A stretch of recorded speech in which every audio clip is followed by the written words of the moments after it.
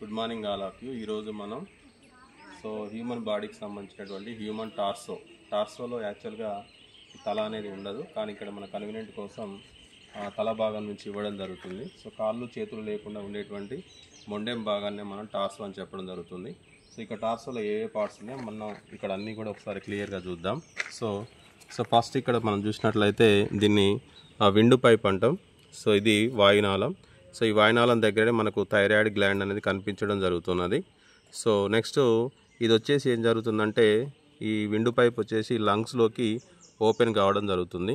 ఇటువైపు ఉన్నది ఏదైతే ఉన్నదో ఇది కుడివైపు ఉండేటువంటి ఊపిరితిత్తి, రైట్ లంగ్. దీంట్లో 3 లోబ్స్ అనేవి ఉంటాయి.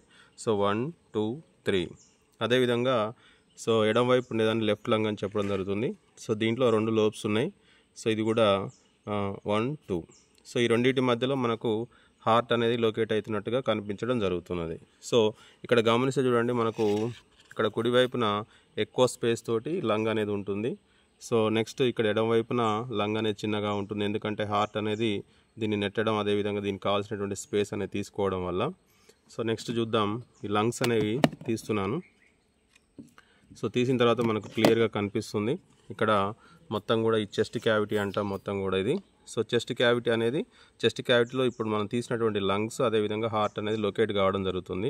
ఈ పక్క వైపు ఉన్నటువంటి ఇవన్నీ కూడా మనకు రిబ్స్ లాగా, అంటే పక్కటెముక లాగా సూచించడం జరుగుతుంది. నెక్స్ట్ హార్ట్ లోపలికి రక్తనాళాలు వస్తున్నట్టుగా పోతున్నట్టుగా కూడా మనకు ఇక్కడ క్లియర్గా ఇండికేషన్ అనేది ఉన్నది. ఇక్కడ 4వ నెంబర్ అనేది ఉంది, గమనిస్తున్నాం కదా. ఇది మొత్తం కూడా దీన్ని ఉదర వితానం లేదా డయాఫ్రమ్ అంటాం. ఇది ఏం చేస్తుందంటే పైవైపు ఉండేటువంటి లంగ్స్, అదేవిధంగా ఊపిరితిత్తులను, కింది వైపు ఉండేటువంటి మొత్తం సిస్టమ్ ఏదైతే ఉందో దీన్ని అబ్డామినల్ క్యావిటీ అంటాం. ఈ అబ్డామినల్ క్యావిటీని, చెస్ట్ క్యావిటీని రెండింటి కూడా సపరేట్ చేసేటువంటి పొర ఏదైతే ఉందో దానిని మనం డయాఫ్రమ్ అని చెప్పడం జరుగుతుంది. ఈ డయాఫ్రమ్ కిందనే మనకు జీర్ణ వ్యవస్థ, అదేవిధంగా దీని వెనుక వైపున విసర్జక వ్యవస్థకు సంబంధించినటువంటి అన్ని భాగాలు ఉంటాయి. ఫస్ట్ దీనిలో జీర్ణ వ్యవస్థలో ఇక్కడ ఒక మనకు బూడిద రంగులో ఉండేటువంటి గ్రే కలర్లో ఉండేటువంటి పార్ట్ అనేది కనిపిస్తుంది. ఇది మొత్తం కూడా లివర్. దీన్నే కాలేయం అంటాం. ఇది దేహంలో అతిపెద్ద గ్రంథి. కాలేయం కింద మనకి ఇక్కడ కనిపించేటువంటి స్ట్రక్చర్ ఏదైతే ఉందో దీన్ని స్టమక్ అని చెప్పడం జరుగుతుంది. మొత్తం కూడా లివర్ అనేది చాలా పెద్ద పరిమాణంలో ఉంటుంది. నెక్స్ట్ చూడండి, ఇక్కడ మనం ఇంతవరకు స్వరపేటిక అని చెప్పాం కదా. అంటే ఇక్కడ మనకు ఏదైతే వాయునాళం ఉందో, విండు పైప్ ఏదైతే ఉన్నదో దీని వెనుక వైపు నుంచి ఆహారనాళం అనేది రావడం జరుగుతుంది. ఆహారనాళం లోపల వైపు నుంచి వచ్చి ఇక్కడ తెరుచుకోవడం జరుగుతుంది. ఈ ప్రాంతంలో తెరుచుకుంటుంది. ఇది దేనిలోకి తెరుచుకుంటుంది? స్టమక్లోకి తెరుచుకోవడం జరుగుతుంది. ఇది మొత్తం కూడా జీర్ణాశయం, స్టమక్. స్టమక్ను ఆనుకొని చూడండి, ఇక్కడ మనకు ఒక గ్రంథి అనేది ఉంటుంది. దీన్నే మనం ప్యాంక్రియాస్ లేదా క్లోమ గ్రంథి అని చెప్పడం జరుగుతుంది. నెక్స్ట్ దీనికి ఇటువైపున ఇంకొక, అంటే హార్ట్కు దగ్గరలో ఇటువైపు ఒక గ్రంథి అనేది ఉండడం జరుగుతుంది. దాన్ని స్ప్లీన్ అని చెప్పడం జరుగుతుంది. దీంట్లో మనకు క్లియర్గా ఇది లేదు, అయినప్పటికీ కూడా మనకి ఇక్కడ స్ప్లీన్ అనేది లొకేట్ కావడం జరుగుతుంది. నెక్స్ట్ ఈ స్టమక్ కింద మొత్తం కూడా మనం ఇప్పుడు గమనించినాం, ఈ స్టమక్ అనేది ఇందులోకి వస్తుంది. స్టమక్ కింద మొత్తం కూడా ఉన్నటువంటి వ్యవస్థను మొత్తం కూడా మనం జీర్ణ వ్యవస్థలో ఉండేటువంటి ముఖ్యమైనటువంటి భాగాలు, ఇది పెద్ద పేగు, అదేవిధంగా చిన్న పేగు. మనకు స్టమక్ అనేది యాక్చువల్గా చిన్న ప్రేగులోకి తెరుచుకుంటుంది. ఈ చిన్న ప్రేగు అనేక ముడతలు పడుతుంది. ముడతలు పడిన తర్వాత ఇక్కడ క్రింది భాగంలో, అంటే అనేక ముడతలు పడిన తర్వాత క్రింది భాగంలో ఇది పెద్ద పేగులోకి తెరుచుకుంటుంది. పెద్ద పేగు మనకు ఎటువైపు అంటే కుడివైపులో ఇక్కడ స్టార్ట్ అవుతుంది. ఇక్కడనే మనకు ఉండూకం లేదా అపెండిక్స్ అనేది ఉంటుంది. ఇట్లా పెద్ద పేగు ఇట్లా కింది నుంచి పైకి ప్రయాణిస్తుంది. దీన్ని అసెండింగ్ కోలాన్ అంటాం. నెక్స్ట్ ఇట్లా అడ్డంగా వస్తుంది, దీన్ని ట్రాన్స్వర్స్ కోలాన్ అంటాం. నెక్స్ట్ ఇట్లా కిందికి ప్రయాణించి ఇక్కడి వరకు రావడం జరుగుతుంది. దీన్ని డిసెండింగ్ కోలాన్ అంటాం. ఇక్కడ రెక్టమ్ అనేది ఉంటుంది.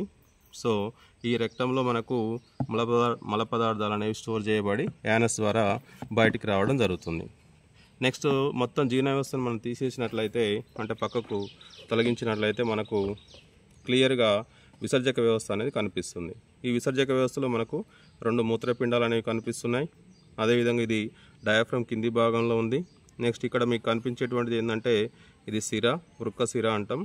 అదేవిధంగా అంటే దీనిలోకి వెళ్ళేటువంటి సిర, వచ్చేటువంటి సిర ఏదైతే దీన్ని వృక్క సిర అంటాం.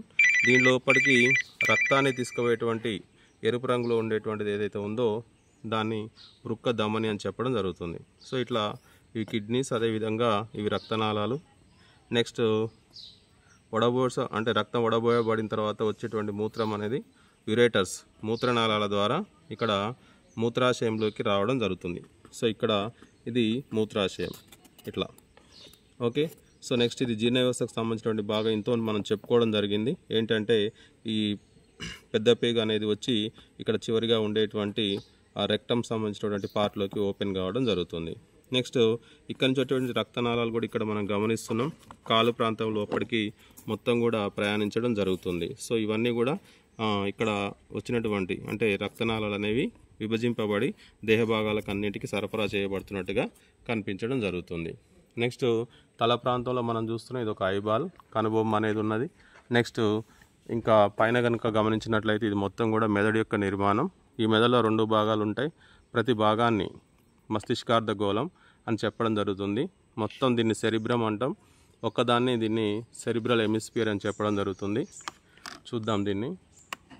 సో ఇట్లా ఉంటుంది, అంటే మెదడును 2 సమాన భాగాలుగా చేసినట్లయితే ఇట్లా ఉండడం జరుగుతుంది. సో దీన్నే మొత్తం మనం మెదడు అని చెప్పడం జరుగుతుంది. సో నెక్స్ట్ ఇక్కడ మనకు నలుపు రంగులో ఒక నిర్మాణం కనిపిస్తుంది, దాన్ని సెరిబెల్లం లేదా అనుమస్తిష్కం అని చెప్పడం జరుగుతుంది. నెక్స్ట్ తెలుపు రంగులో మనకు కనిపించేటువంటి నిర్మాణం ఏదైతే ఉందో సో ఇది మెదడు యొక్క చివరి భాగం. ఇది వెన్నుపాములాగా తయారయ్యి, సో ఒకసారి గమనించండి.